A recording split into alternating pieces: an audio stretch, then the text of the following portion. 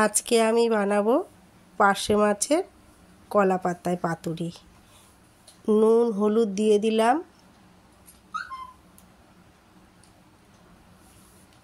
শিলে বেটে নেব কালো সর্ষে, পোস্ত, কাঁচা লঙ্কা।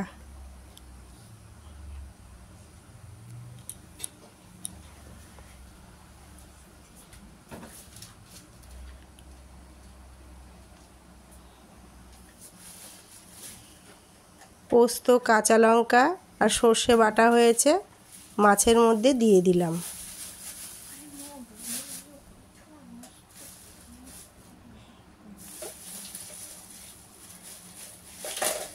এখন আমি একটু কাঁচা সর্ষের তেল দিয়ে দিলাম।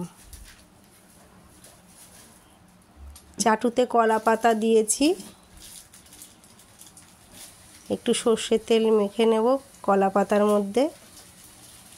এবার মাছগুলো দিয়ে দেব।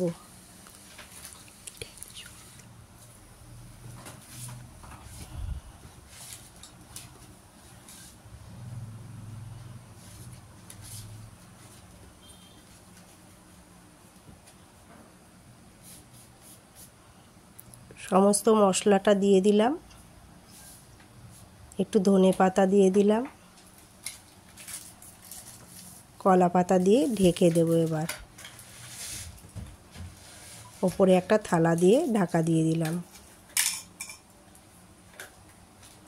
মাছ হয়ে এসছে,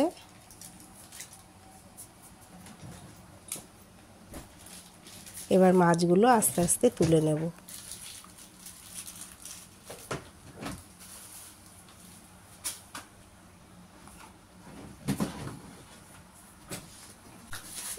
এই রান্নাটা আমি আমার মায়ের থেকে শিখেছি। তা কেমন লাগলো তোমরা জানিও, কমেন্ট করো, সাবস্ক্রাইব করো।